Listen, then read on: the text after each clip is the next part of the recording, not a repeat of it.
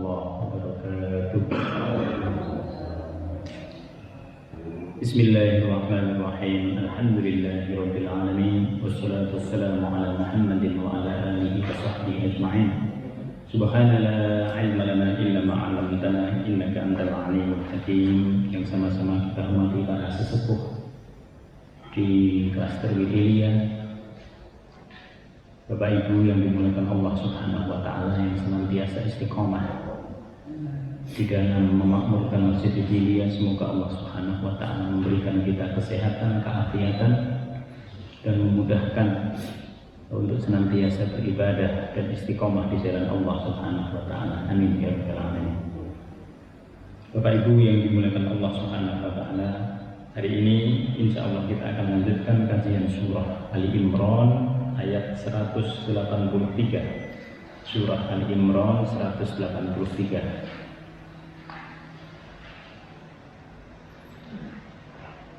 Mari kita baca bersama-sama beberapa ayat yang menjadi tema dari kajian kita pada kesempatan pagi hari ini.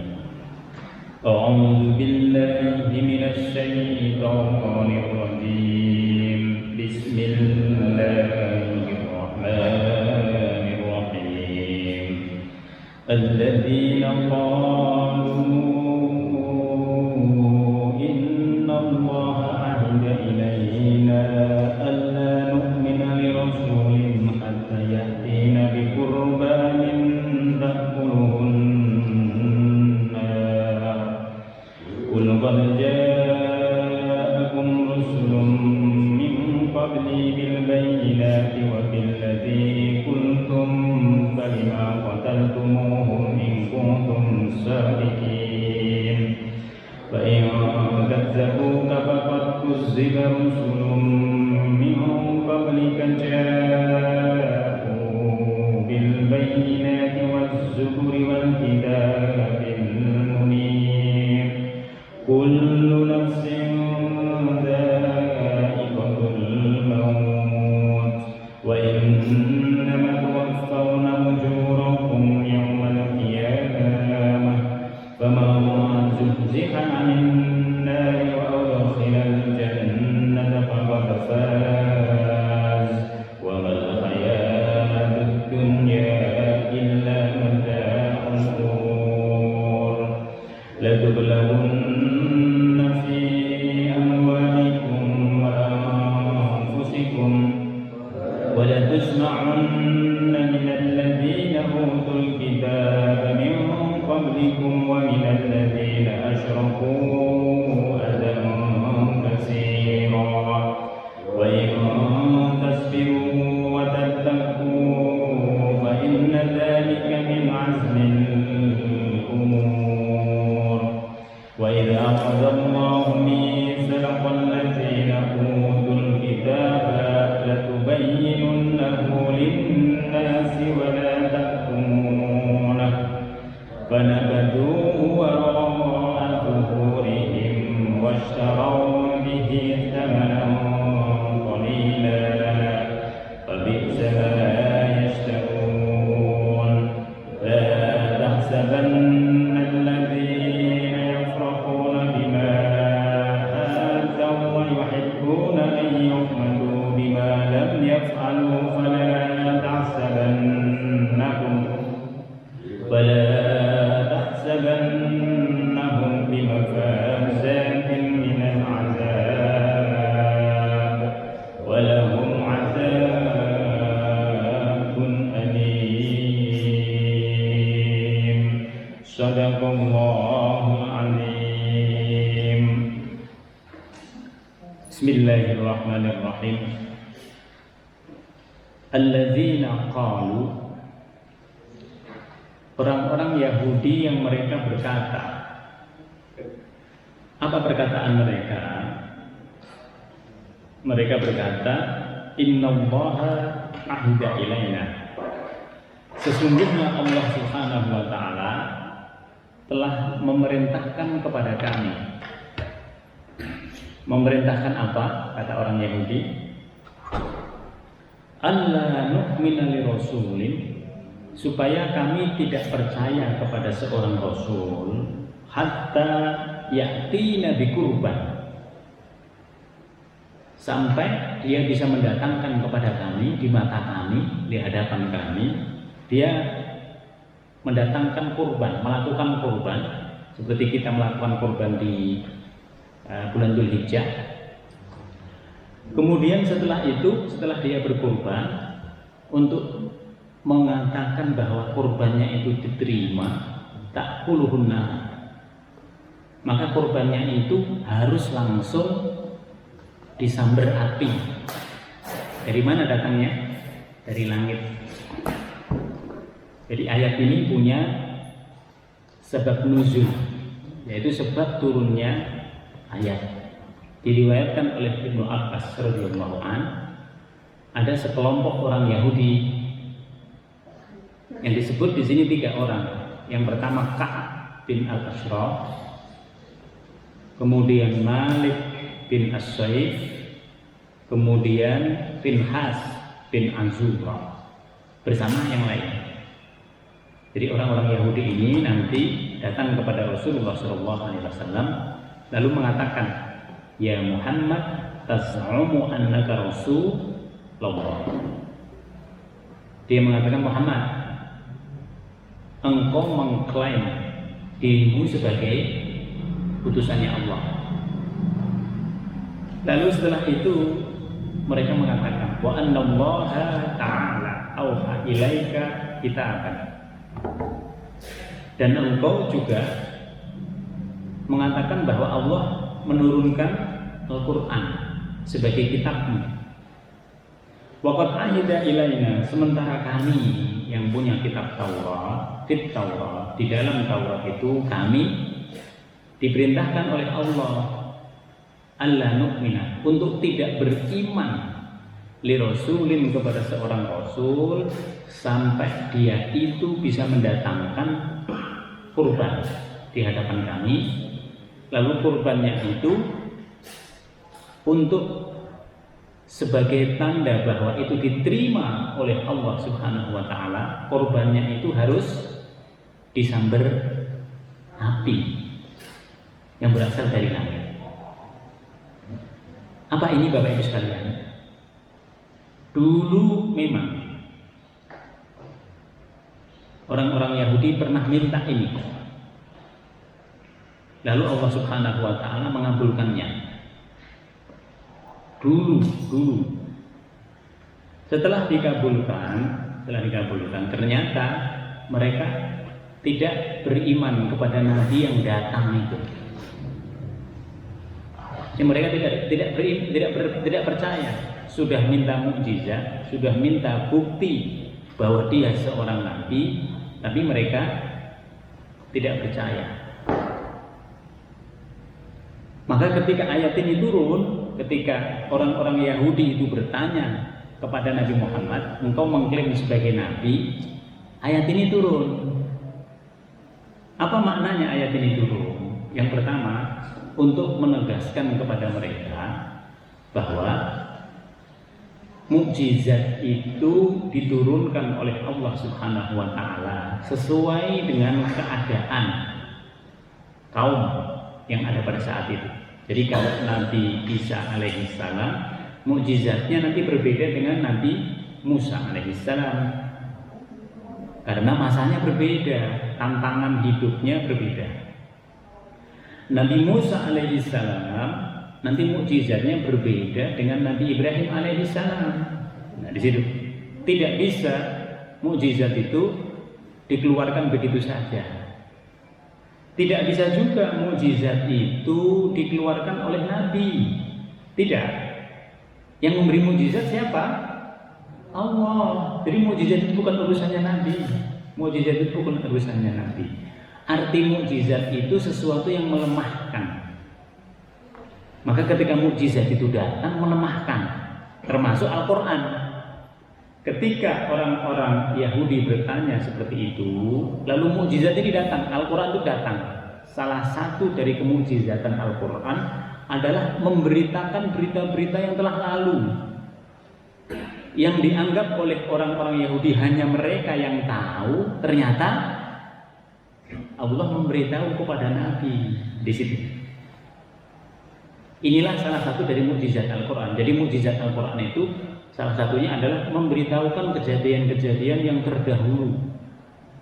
Bahkan bukan hanya pada zaman Nabi Musa, sebelum Nabi Musa, bahkan sejak Nabi Adam alaihissalam itu diceritakan dalam Al-Quran. Ini mukjizatnya Quran.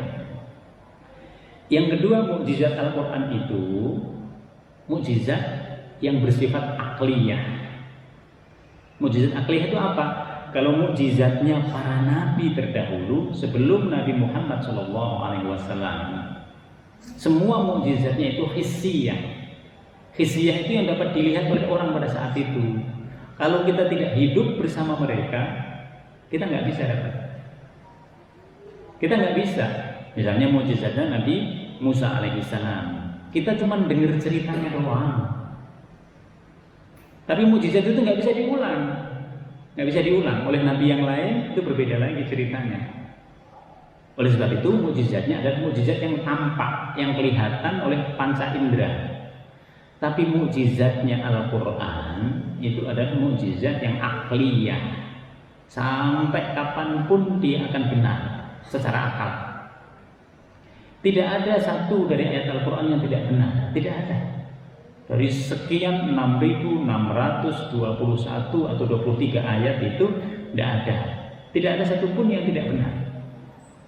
Mau dibuktikan sampai datangnya hari kiamat, pasti dia benar. Orang tidak percaya kepada kehidupan di alam barzakh, pasti dia akan dapati nanti. Orang tidak percaya akan adanya hari kebangkitan, belum terjadi, pasti dia akan temui. Orang tidak percaya akan adanya surga dan neraka, silahkan sabodotain, silahkan. Tapi dia akan dapati.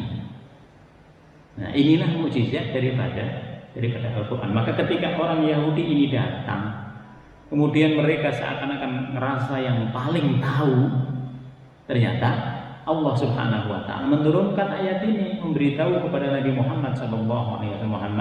Mereka sudah pernah, kakek-kakek mereka itu sudah pernah meminta seperti itu kepada nabi-nabi yang terdahulu. Maka nanti di sini disebutkan nanti, kul, katakan Muhammad, qad ja'akum, telah datang kepada kalian dan juga kepada kakek nenek moyang kalian. Apa itu? Rusulun, rasul-rasul, banyak rasul. Banyak rasul, ada Nabi Sam'un, ada Nabi Sam'un, ada juga Nabi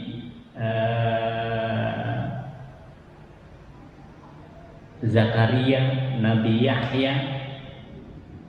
Ada nabi-nabi yang kita tidak mengenal namanya, karena kepada kaum Bani Israel itu Allah menurunkan ratusan nabi. Nabi-nabi ini disebut qad ja'akum rusulun, telah datang kepada kalian nabi-nabi, kepada kakek nenek moyang kalian, nabi-nabi min qabli, kata Nabi, sebelum sekarang kalian datang kepadaku lalu bertanya, bil bayyinati, dengan membawa mukjizat-mukjizat yang kelihatan, yang hissiyah pada saat itu, yang bisa langsung dibuktikan. Bahkan mereka minta apa, nanti diberi mukjizat itu. Wabilladzi kultum, termasuk kakek nenek moyang kalian itu dulu juga pernah meminta untuk membuktikan Nabi itu adalah benar Nabi, maka juga sekarang berkorban. Setelah berkorban, lalu mereka minta untuk menjadi simbol bahwa korban itu diterima, maka harus setelah dia berkorban disambar oleh api dari langit. Disambar oleh api dari langit. Terus kemudian Nabi bertanya, falima qataltumuh, lalu kenapa sudah datang mukjizat seperti itu, kakek nenek moyang kalian masih membunuh Nabi itu? Kalian tidak percaya, nenek moyang kalian juga tidak percaya. Sekarang persis seperti dulu. Kalian hanya bertanya, meminta sesuatu, tapi setelah didatangkan kalian tidak percaya. Padahal kalau Allah sudah mendatangkan mukjizat, kalau mereka masih tidak percaya, apa akibatnya? kalian akan diazab oleh Allah.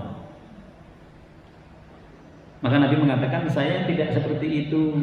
Mukjizat itu bukan urusan saya hanya manusia sama dengan kalian. Bedanya, saya dipilih oleh Allah Subhanahu wa Ta'ala untuk menyampaikan wahyu, untuk menjadi contoh dalam kehidupan kalian. Dalam beribadah, dalam bermuamalah, saya menjadi contoh. Hanya itu, kata Nabi. Maka di sini dikatakan, "Falima qataltumuhum?" Kenapa kakek nenek moyang kalian dulu membunuh Nabi? Dan sebenarnya kalau kalian dibiarkan, kalian juga mau membunuh Nabi. Coba. Jadi berulang. Ini menunjukkan bahwa sejarah itu berulang. Kalau sekarang ada orang yang tidak beriman kepada Nabi Muhammad, tidak beriman kepada Allah Subhanahu wa Ta'ala, itu sebenarnya dari dulu juga ada, gitu. Kalau orang yang tidak beriman itu lebih banyak daripada yang beriman, dari dulu itu sunnatullah. Dari dulu memang begitu. Nah, maka in kuntum shadiqin, kalau kalian itu orang-orang yang jujur dengan permintaan kalian, yang benar bahwa setelah kalian meminta mukjizat kalian percaya, harusnya kalian percaya sekarang kepada saya. Karena Al-Quran ini adalah mukjizat, cuma mukjizatnya berbeda dengan mukjizat pada zaman kakek dan nenek moyang kalian. Nah, lalu Allah Subhanahu wa Ta'ala menyatakan, fa in kadzabuka, jika seandainya mereka ini tetap tidak mau beriman Muhammad, lalu setelah tidak mau beriman itu mendustakan apa yang engkau bawa. Ini bahaya. Orang yang tidak beriman itu kelanjutannya adalah mendustakan Al-Quran, tidak percaya kepada Al-Quran, tidak percaya kepada Nabi Muhammad, tidak percaya akan adanya hari kebangkitan, tidak percaya semua yang kita imani dia nggak percaya. Fa in kadzabuka faqad kadzdzaba rusulun min qablik, sesungguhnya kakek dan nenek moyang mereka sudah mendustakan rasul-rasul sebelum engkau Muhammad. Ja'u bil bayinat, mereka membawa berbagai mukjizat yang berbeda-beda, dari mulai Nabi Yakub alaihissalam, kemudian Nabi Daud alaihissalam, Nabi Sulaiman alaihissalam, Nabi Musa alaihissalam, ada Nabi Yusuf sebelumnya, sampai Nabi Isa alaihissalam. Itu ternyata mereka tidak mengimani para nabi itu. Kenapa mereka tidak mengimani para nabi? Mereka menganggap lebih hebat daripada nabi. Mereka menganggap lebih mulia, lebih kaya. Dianggapnya kalau kekayaan itu lebih banyak, itu lebih mulia. Maka Nabi dikatakan mereka sudah mendustakan mukjizat-mukjizat sebelumnya. Wabiz zuburi, mereka juga mendustakan kitab yang diturunkan oleh Allah, mendustakan Zabur, mendustakan Taurat, mendustakan Injil, bahkan Nabi Isa mereka kejar-kejar. Kalau Allah tidak menyelamatkan Nabi Isa, bagaimana ya? Sama dengan nabi-nabi yang lain, seperti Nabi Zakaria, Nabi Yahya. Dua nabi ini dibunuh oleh mereka. Maka jangan dikira orang-orang yang tidak beriman itu tidak bisa membunuh orang yang beriman. Bisa, sangat bisa. Di perang Badar aja banyak. Ada di antara orang yang beriman yang meninggal. Di perang Uhud banyak lagi. Nah, ini untuk menunjuk kepada kita, mereka juga bisa membunuh orang yang beriman. Bahkan mereka bisa membunuh nabi. Nabi aja bisa dia bunuh. Yang tidak mereka bisa bunuh itu adalah Rasul ulul azmi. Tidak bisa. Mereka mau bunuh Nabi Ibrahim, dibakar. Apakah Nabi Ibrahim mati dengan dibakar? Tidak. Nabi Musa tidak bisa. Nabi Musa kan dikejar-kejar juga, ya kan? Sampai berada di tepian laut. Lalu mereka mengatakan, nah ini bakal mati nih Musa dengan seluruh pengikutnya. Nabi Nuh coba dizolimi, oleh kaumnya. Bahkan tidak diketawain ketika Nabi Nuh alaihissalam membuat perahu. Nabi Isa dikejar, Nabi Muhammad ditipu dengan banyak hal untuk dibunuh. Nah, coba, ini sama. Jadi perlakuan orang yang tidak beriman itu, terutama orang Yahudi, ya seperti itu. Sampai sekarang juga seperti itu. Cuman sekarang lebih halus lagi. Semakin kesini semakin lebih halus. Wal kitabil munir, mereka juga tidak akan percaya dengan kitab Alkitab Al-Munir. Apa munir itu? Yang terang, yang memberikan cahaya, yang membedakan dengan jelas mana yang hak dan mana yang batil. Mereka juga tidak akan percaya kepada Al-Quran. Maka Al-Quran disebut wal kitabil munir, dan Al-Quran Al-Munir, yang memberikan penjelasan yang tegas antara yang hak dengan yang batil. Munir dari kata nur, yang memberikan cahaya, yang membedakan dengan jelas. Maka di Al-Quran itu kita jelas siapa yang menyembah Allah, siapa yang tidak menyembah Allah, jelas banget. Siapa yang dalam penyembahan itu membuat keraguan-raguan. Ada sembah Allah, tapi ada pada saat yang sama sembah yang lain juga. Jadi dalam Al-Quran tegas, akidahnya tegas, ibadahnya tegas. Yang halal jelas, yang haram jelas. Coba lihat di agama lain. Tidak ada yang setegas Al-Quran, tidak ada. Nah, maka disebut di sini wal kitabil munir. Mereka juga tidak akan percaya Muhammad dengan Al-Quran. Sampai di sini tema tentang orang Yahudi ini untuk sementara dia berhenti. Nanti dilanjutkan lagi. Lalu kita pindah ke tema yang lain. Kullu nafsin za'iqatul maut. Setiap jiwa bahkan mengalami, merasakan kematian. Setiap jiwa. Apa itu setiap jiwa? Jiwa itu adalah pertemuan antara fisik dengan roh. Di situ ada jiwa. Dulu kita ini nggak punya jiwa. Dulu kita ini mati. Lalu Allah mewujudkan yang mati itu nanti dalam bentuk materi. Yang materi itu nanti diberikan roh oleh Allah Subhanahu wa taala. Setelah dikasih roh, ada jiwa. Maka jiwa itu yang ada dalam hati kita ini. Keinginan-keinginan kita itu ada setelah pertemuan antara ruh dengan jasad. Kalau nanti rohnya dicabut, tidak ada lagi jiwanya. Kita nggak pengen lagi makan rujak, nggak pengen lagi makan asinan, gitu. Kalau jiwanya, kalau rohnya sudah dicabut. Karena ketika roh dicabut, jiwa sudah tidak punya keinginan.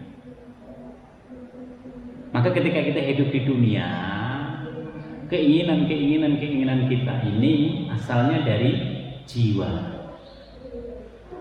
Tapi perhatiin Bapak Ibu sekalian. Dari jiwa yang ada di dalam hati kita itu, di dalam jasad kita itu, yang nggak kelihatan dia sifatnya itu, dari situlah manusia memiliki berbagai keinginan. Dan keinginan itu cenderungnya kemana?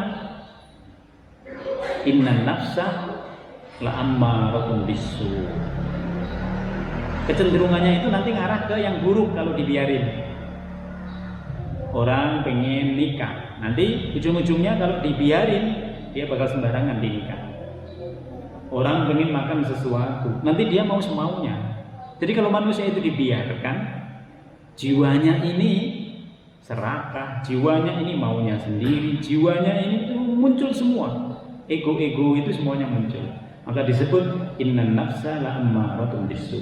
Nah, kita yang memiliki jiwa, ini kita masih punya jiwa, masih jiwa ini akan merasakan kematian. Kapan? Nah, kita nggak tahu. Di mana? Kita nggak tahu. Dalam proses seperti apa? Tidak ada yang tahu. Gitu. Karena kita tidak akan tahu. Fi ayyi ardin tamut. Di bumi mana kita akan diwafatkan? Pada umur berapa kita akan diwafatkan? Tidak ada yang tahu. Allah hanya mengatakan semua yang berjiwa bakal mati. Bukan hanya manusia, semua termasuk malaikat. Termasuk yang tidak mati itu hanya Allah Subhanahu wa taala. Maka di sini dikatakan kullu nafsin dha'iqatul maut. Setiap yang hidup, yang kemudian dengan hidup itu dia memiliki jiwa, bakal merasakan kematian. Maka yang terpenting bagi kita apa sekarang? Siapkan. Bagaimana menyiapkannya? Beradalah dalam jalan-jalan kebajikan. Wa innama tuwaffawna ujurakum yaumal qiyamah. Wa innama, dan hanya tuwaffawnya, hanya akan disempurnakan ujurakum, balasan kalian semua itu yaumal qiyamah, nanti pada hari kiamat akan disempurnakan. Apa maksudnya? Ada dua pengertian. Yang pertama, sebagaimana disebut oleh Imam Al-Marawi, yang disebut tuwaffawna, akan disempurnakan itu artinya apa yang akan kita laksanakan di dunia ini semuanya akan diberi oleh Allah Subhanahu wa taala dengan sempurna balasannya, tanpa dikurangi sedikit pun. Ini yang pertama. Yang kedua, penafsiran yang kedua, Bapak Ibu sekalian, kalau sudah datang hari kiamat, pahala kita, terutama orang-orang yang sudah meninggal, tidak bisa bertambah lagi. Sudah kiamat itu sudah habis, nggak ada lagi. Nggak ada lagi kesempatan untuk beramal soleh. Orang-orang yang di dalam kuburan itu sekarang, bapak, ibu kita, kakek, nenek moyang kita yang sudah ada di kuburan, masih menerima kebaikan nggak? Masih. Dengan apa? Dengan yang mereka wakafkan, infakkan, amal jariah. Mereka wakaf itu di masjid-masjid, termasuk di Masjid Bidiliyah. Selama masjid itu ada, dipakai, mereka dapat. Berhentinya kapan? Nanti kalau datang hari kiamat. Atau anak cucunya yang mereka beramal diniatkan, ya Allah ini untuk orang tua saya, kakek saya, terus sampai ke atas, mereka dapat. Berhentinya kapan? Berhentinya kalau datang hari kiamat. Karena kalau hari kiamat sudah datang, ini anak cucu kita udah nggak ada yang hidup lagi, semua meninggal dunia. Oleh sebab itu Bapak Ibu sekalian, beramallah, berinfaklah, bersedekahlah, berwakaflah ketika kita lagi tinggi-tingginya. Tinggi-tingginya apa? Tinggi-tingginya, kita lagi tinggi-tingginya keadaan kita dari sisi kesehatan maupun ekonomi. Karena disitulah kesempatan kita itu bisa maksimal. Kalau Bapak Ibu nunggu nanti deh, saya setelah pensiun, tidak akan. Kenapa tidak akan? Karena tidak punya pembiasaan. Masa kita yang paling hebat adalah masa ketika kita pada puncaknya. Kapan kita puncaknya itu? Umur 40, 50 tahun. Kalau sudah pensiun, tidak akan. Tidak akan. Hanya sedikit Bapak Ibu sekalian, orang-orang yang setelah masa pensiun dia diberikan keleluasaan harta oleh Allah sehingga dia bisa menggunakan hartanya itu untuk wakaf. Hanya sedikit. Maka lihat kita, masing-masing kita harus kembali kepada kita. Kapan ini? Kira-kira kita ini lagi betul-betul tingginya kapan? Kalau umur 40 atau 45 atau 50, bersamaan dengan tingginya ekonomi kita, lagi betul-betul tingginya kesehatan kita, disitulah kita harus berwakaf sebanyak-banyaknya. Karena setelah itu Allah akan mengurangi. Kesehatan kita dikurangi, harta kita dikurangi, semua disesuaikan oleh Allah Subhanahu wa taala. Maka jangan menunggu orang lain. Oh, nanti saya nunggu anak saya supaya kalau saya sudah meninggal anak saya yang sedekah. Ini emangnya anaknya mikirin ibunya. Nah, di situ yang repot. Maka semua kita itu harus bersandar pada diri kita. Kapan kita bisa melakukan sendiri, di situ yang harus kita lakukan. Maka di sini dikatakan wa innama tuwaffawna ujurakum yaumal qiyamah. Begitu hari kiamat habis semua, the end. Nggak ada lagi orang yang bisa menambah amalnya. Oleh sebab itu, karena Allah Subhanahu wa Ta'ala akan menyempurnakan hitungan amal kita itu setelah hari kiamat datang. Jadi kalau udah hari kiamat ditutup. Sebelum hari kiamat tidak ditutup. Makanya itu penting bagi kita. Kenapa kalau malam Jumat kita baca surah Yasin? Bukan karena hadis-hadisnya, bukan. Karena di dalam surah Yasin itu substansinya ada 4 tema dalam surah Yasin itu selalu berkaitan dengan eskatologis, selalu berkaitan dengan hari akhir. Maka barang siapa membaca surah Yasin atau ditambah dengan surah yang lain, surah Kahfi kita hari Jumat pagi, mau ditambah lagi silahkan ibu-ibu nambah surah Ar-Rahman, surah Al-Waqi'ah, surah Tabarok pada hari Rabu. Diniatkan untuk siapa? Untuk kita yang hidup dan untuk yang meninggal dunia. Mereka tetap dapat itu. Mereka tetap dapat semua yang kita baca. Tidak mesti surah Yasin di situ. Tidak mesti surah Al-Waqi'ah. Tapi semua surah. Ketika kita niatkan itu kepada orang yang sudah meninggal, mereka dapat. Jadi ketika Imam Al-Maraghi bahkan mengatakan, Imam Asy'ari bahkan mengatakan, ketika orang di alam barzah itu kemudian dia mendapat kiriman dari dunia dalam bentuk amalan-amalan soleh dari orang-orang yang meniatkan untuk mereka, jiwanya itu nanti berkumpul lagi. Dia mendapatkan kebahagiaan dari apa yang dilakukan oleh orang di dunia. Maka pada ayat ini dikatakan itu semua habis kalau datang hari kiamat. Kalau udah hari kiamat sudah nggak ada lagi kita bisa menambah. Maka di sini dikatakan faman zuhziha minan nar. Barang siapa yang dijauhkan dari neraka. Wa udkhilal jannata. Dijauhkan dari neraka. Dijauhkan, Bu. Kita bukan di akhirat itu kita tidak bisa melakukan sendiri. Oh, saya mau jauh deh dari neraka. Nggak bisa lagi begitu. Kenapa? Keinginan kita itu tunduk pada kehendak Allah. Di dunia ibu masih bisa mengatakan, oh saya menjauh deh dari api supaya nggak kena gorengan api, misalnya. Ibu bisa menjauh. Di akhirat bisa nggak? Tidak. Maka disebut di sini, faman zuhziha anin nar. Barang siapa yang dijauhkan dari api neraka. Apa yang menjauhkan kita dari api neraka, Bu? Apa? Kalimat la ilaha illallah. Ibadah kita kumpul di sini, kita berada dalam orang-orang yang baik, itu yang menjauhkan kita dari neraka. Maka disebut faman zuhziha anin nar. Dijauhkan, bukan kita yang menjauh. Karena di dalam kehidupan akhirat itu orang nggak bisa lagi punya pilihan. Kita ngomong aja udah nggak bisa di situ. Ngomong aja nggak bisa. Kenapa ngomong nggak bisa? Karena mulut kita dikunci di dalam surah Yasin. Coba, al-yawma nakhtimu ala afwahihim wa tukallimuna aydihim. Yang ngomong itu justru tangan kita. Supaya apa? Supaya kita mendapatkan kesadaran. Ya, kita mendapatkan kesadaran bahwa mulut yang biasa di dunia kita gunakan untuk nutupin segala sesuatu tidak bisa lagi.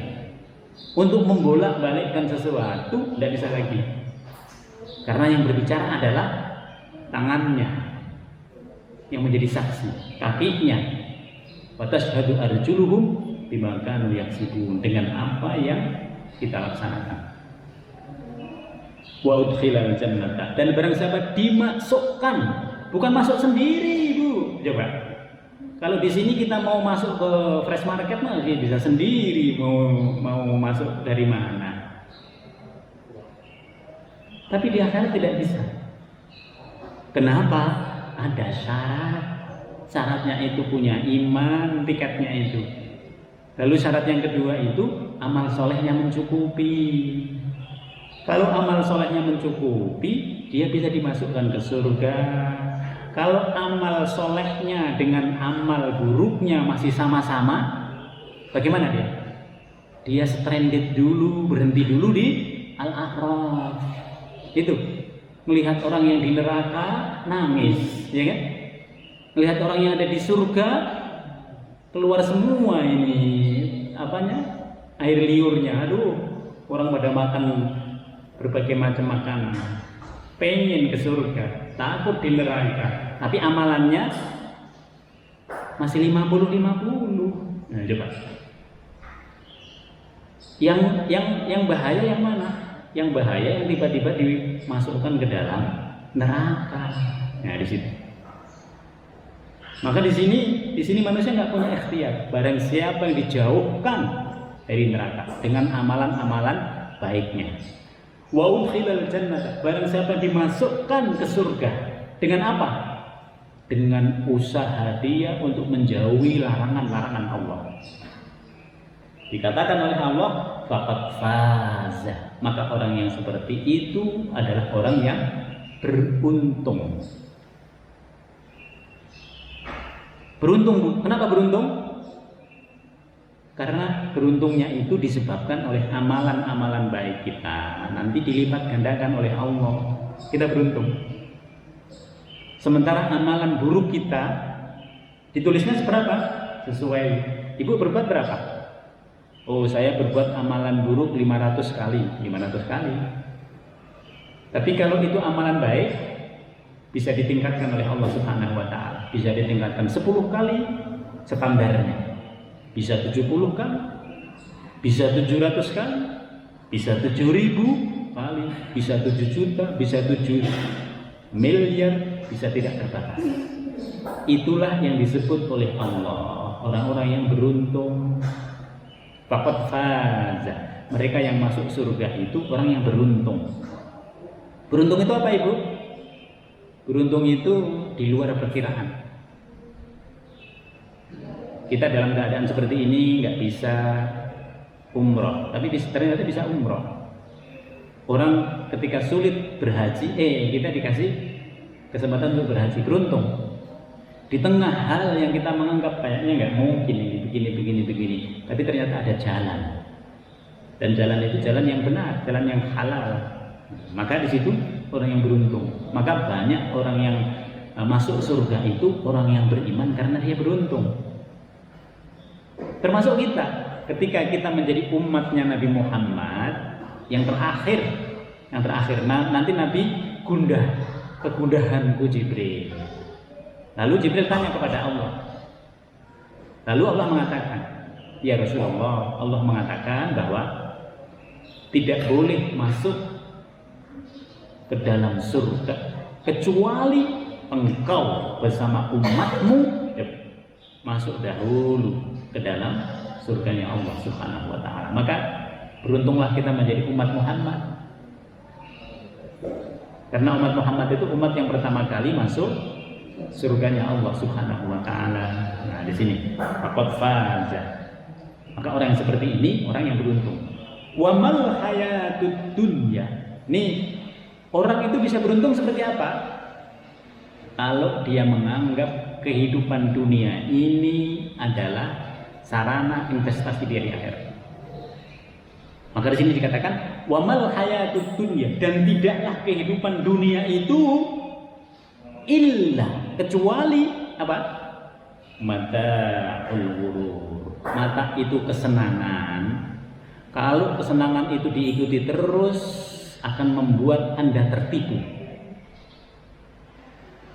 Kita umur 40 tadi, 50 tahun, terus nyari harta. Belum kita dapetin semuanya, mati gitu. Kita umur 40, nyari semua. Pokoknya saya harus begini. Kawan kita kemarin yang sehat-sehat aja bergelimpangan karena COVID, coba. Apakah sudah selesai hidupnya? Tidak. Kenapa tidak selesai? Karena dia masih punya cita-cita yang panjang, tapi ternyata diwafatkan oleh Allah. Maka tadi kami sebut dunia ini mata, kenikmatan. Sebagian kita bisa manfaatkan, tapi jangan lupa yang kita manfaatkan itu bakal habis. Manfaatkan sepertiganya. Sepertiga dibagi kepada orang-orang yang ada di sekitar kita. Sepertiganya letakkan di jalan Allah.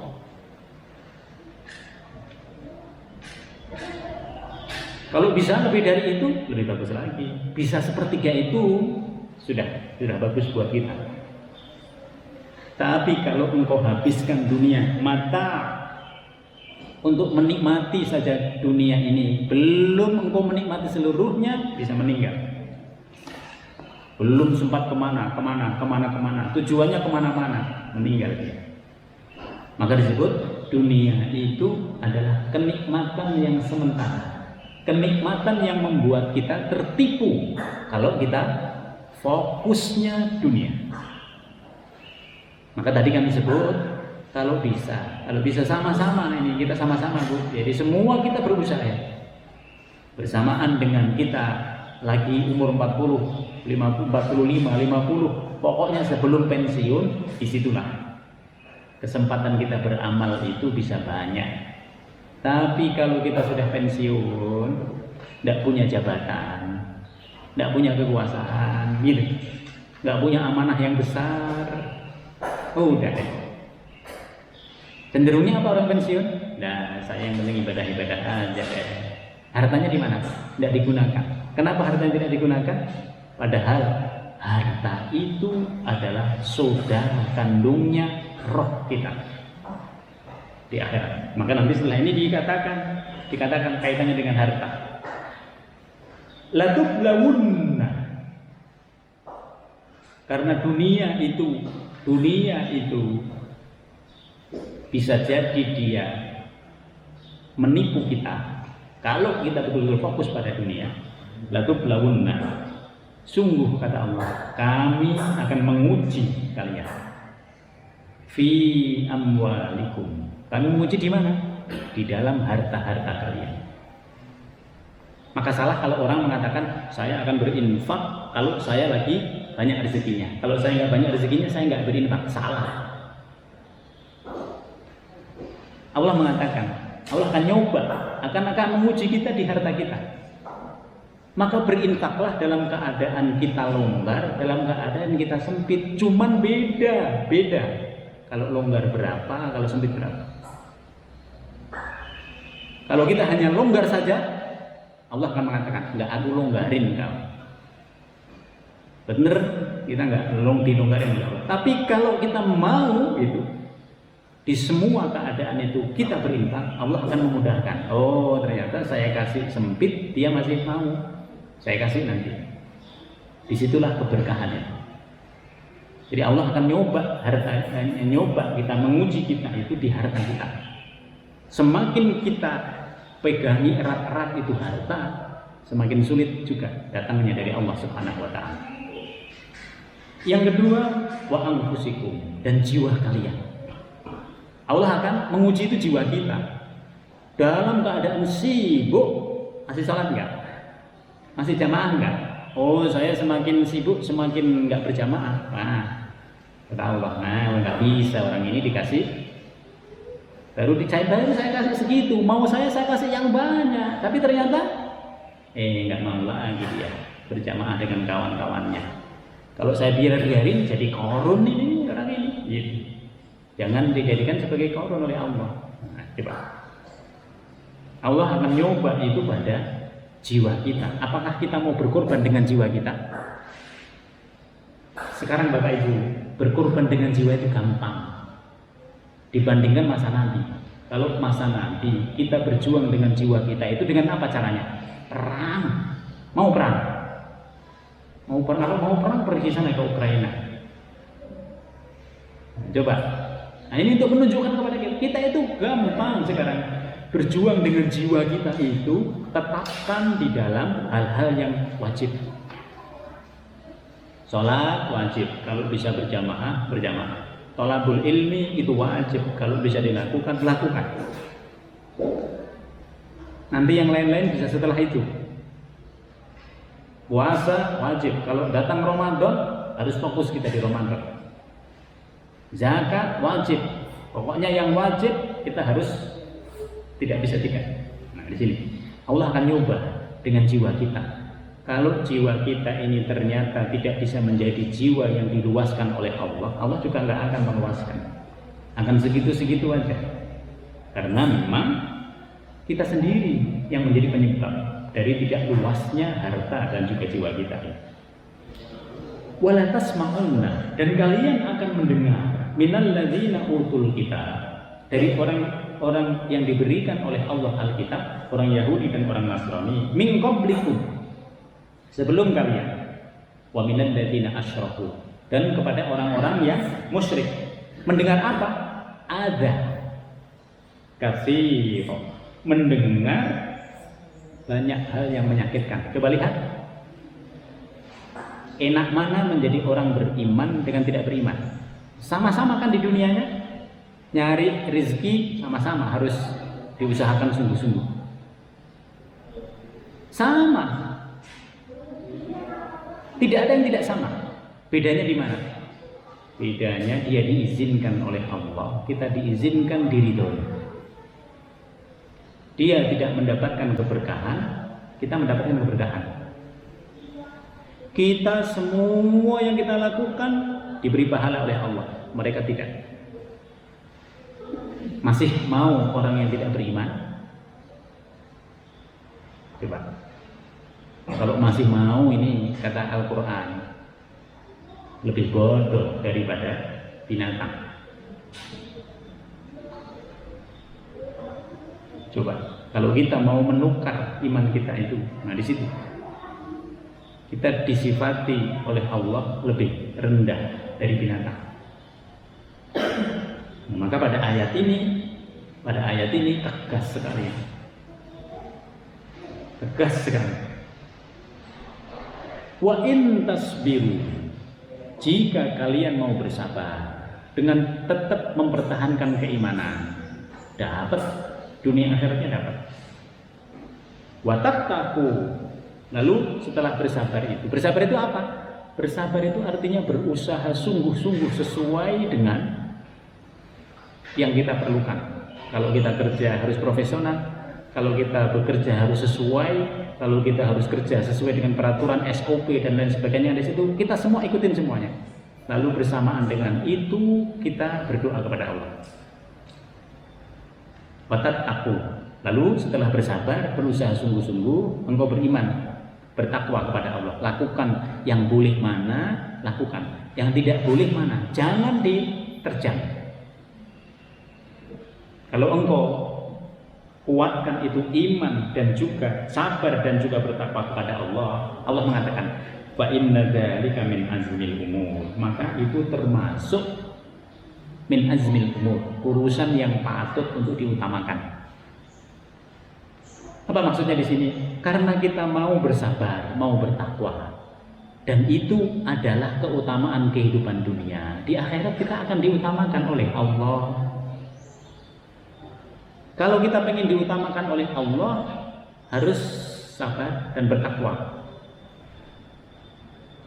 dalam iman kita kepada Allah, dalam mencari ilmu kita kepada Allah, dalam menambah amalan-amalan baik kita kepada Allah, harus sabar. Kalau nggak sabar nggak bisa. Orang yang tidak beriman saja untuk bisa mendapatkan segala sesuatu, dia perlu sabar. Kalau nggak sabar nggak berhasil dia. Tidak ada orang yang berhasil tanpa Pak Sabar. Maka untung yang namanya Pak Sabar. Tapi apakah benar Pak Sabar itu sabar? Nah, di situ pertanyaannya. Maka ini Bapak Ibu penting sekali bagi kita semua. Harus sabar, harus bertakwa dalam semua hal. Wa idz akhadallahu mitsaqal ladzina utul kitab. Ini temanya berbeda lagi. Dan ingatlah, ketika Allah mengambil janji alladzina utul kitab kepada orang-orang Yahudi, kepada orang-orang Nasrani yang diberi oleh Allah Alkitab, Apa janjinya Allah? Kalian saya beri Alkitab, ada yang diberi Taurat, ada yang diberi Injil. Lalu Allah mengatakan, latubayyinannahu linnas. Kalian yang ahli agama harus menjelaskan, menerangkan dengan sebenar-benarnya kepada orang lain, kepada manusia. Wala taktumuna, jangan engkau sembunyi-sembunyikan. Coba dalam Al-Quran ini kita mengkaji Bu, dari surah yang pertama Al-Fatihah sampai nanti insya Allah terakhir surah An-Nas, terus kita lakukan. Tidak ada yang kita sembunyiin. Kenapa? Karena itulah yang dimau oleh Allah. Terangkan dengan seterang-terangnya, sebisa kita menerangkan. Kalau ibu bisa membaca, mengambil makna yang terkandung di dalamnya, lakukan. Karena tingkat pemahaman kita terhadap Al-Quran itu berbeda-beda. Bapak Ibu bisa lihat, anak-anak kita memahami Al-Quran seperti apa. Dia hanya paham terjemah, tidak paham makna yang dikandung. Bahkan kita sering membaca Al-Quran itu, walaupun dia hafid. Apa artinya nak? Nggak tahu saya artinya, saya cuma menghafal. Itulah tingkatan Al-Quran. Maka orang-orang ahlu kitab ini diberikan janji oleh Allah, kalian yang mengetahui tentang Alkitab, terangkan dengan sejelas-jelasnya, jangan ada disembunyikan. Fanabadhuhu wara'a zuhurihim. Tetapi mereka melempar janji itu ke belakang punggung mereka. Yang baik-baik, yang menguntungkan mereka sampaikan. Ada yang mereka sembunyikan. Ini tidak boleh. Maka dalam agama kita dikatakan qulil haq, katakan kebenaran, walau kana murran, walaupun itu mungkin pahit untuk dikatakan kepada orang itu. Karena dia sedang melanggar. Bagaimana caranya? Cari waktu. Diajak ke sana, kayak kafe, kayak kemana, kayak ngobrol panjang, nanti masukin di situ. Nah, di situ caranya. Masukkan nasihat-nasihat agama, perbaikan-perbaikannya itu dengan cara yang dia tidak merasa kalau dia dinasehatin. Karena kalau kita nasihatin, wah, lo masih begitu nasihatin gue katanya. Lo punya berapa? Gue coba. Nggak bisa dinasihatin. Maka menasehatinya harus dengan cara yang tidak terasa. Maka pada ayat ini fanabadhuhu.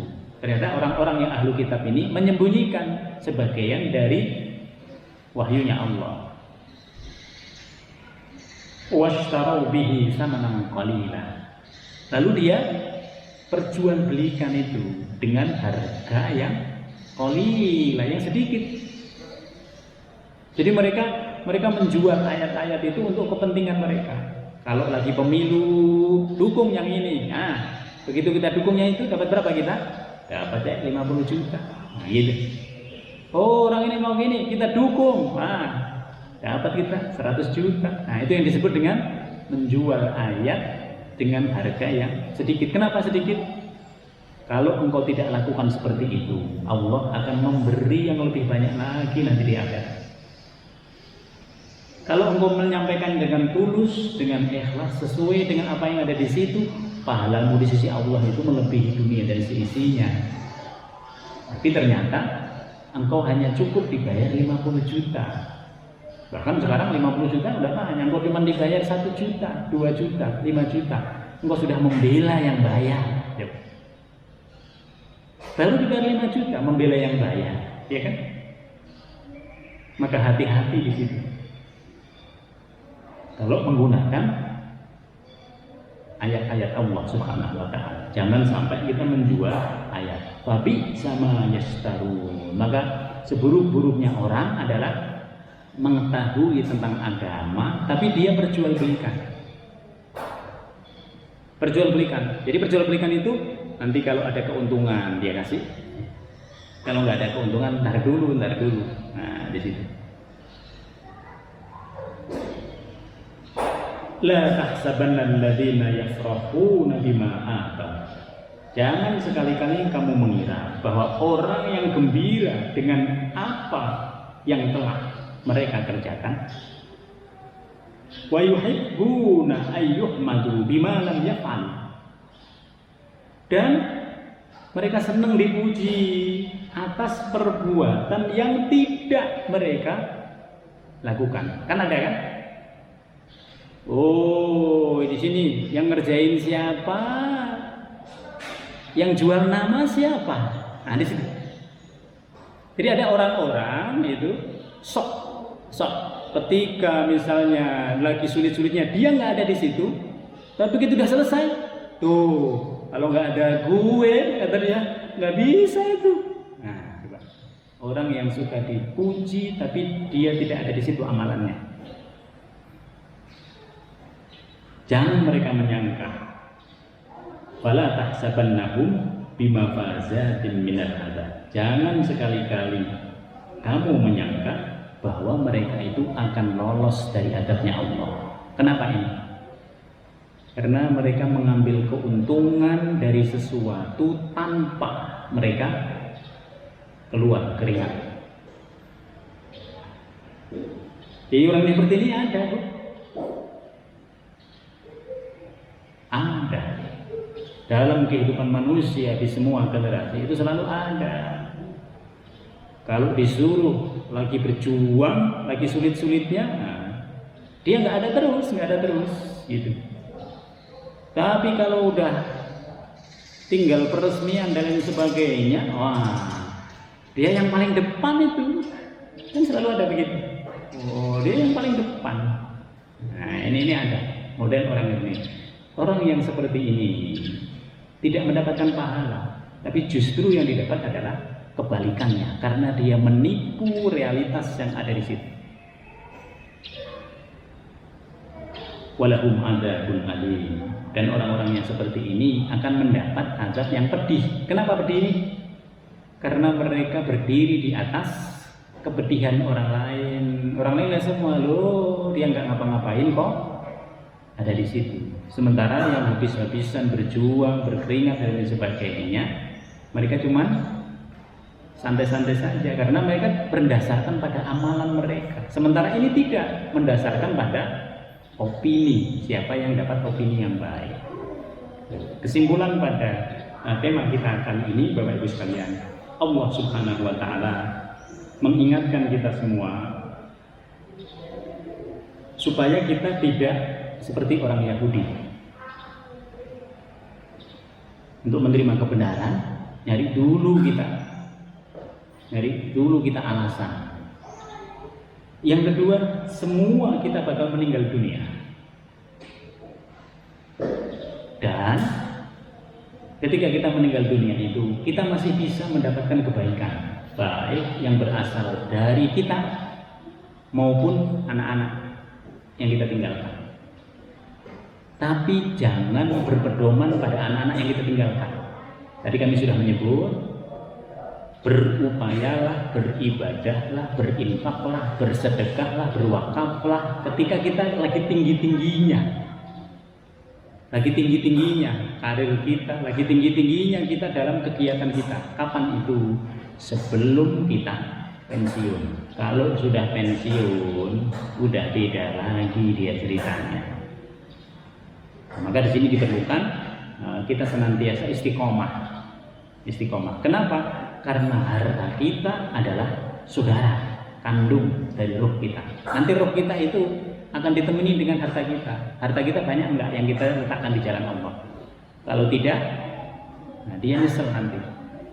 Tapi kalau cukup, maka insya Allah kita akan nanti dijauhkan oleh Allah dari neraka, dimasukkan ke dalam surganya Allah Subhanahu wa taala. Demikian Bapak Ibu sekalian, semoga kita diberikan kekuatan hati, kesadaran yang penuh untuk senantiasa beristiqomah di jalan Allah Subhanahu wa taala. Beristiqomahlah terhadap semua yang sudah kita lakukan. Semoga yang kita lakukan itu memberkahi kehidupan dunia semuanya, anak-anak kita semuanya, dan orang-orang di sekitar kita, termasuk jamaah kita. Semuanya mendapatkan apa yang mereka mintakan kepada Allah Subhanahu wa taala. Mari kita tutup dengan bacaan doa. Bismillahirrahmanirrahim. Alhamdulillahirabbil alamin. Hamdan na'imin, hamdan syakirin. Hamdan yuafi ni'amahu wa yukafi mazidah. Ya Rabbana lakal hamdu kama yanbaghi li jalalikal karim wa al-sultan. Allahumma barik lana fi majlisina hadha wa barik lana fi usratina wa barik lana fi dzurriyyatina wa barik lana fi ilmina wa barik lana fi amwalina. Rabbana innaka 'afuwwun karim tuhibbul 'afwa fa'fu 'anna. Allahumma ij'al jam'ana jam'an mubarakan wa marhuma wa tafarruqana min ba'dihi tafarruqan ihsanan wa ma'suma. Subhanaka Allahumma bihamdika nashhadu an la ilaha illa anta nastaghfiruka wa natubu ilaik. Subhana rabbika rabbil izzati amma yasifun wa salamun alal mursalin walhamdulillahi rabbil alamin. Demikian, kalau ada hal kurang berkenan, mungkin ada yang tidak pas, kami mohon maaf. Wal afu minkum. Wassalamualaikum warahmatullahi wabarakatuh.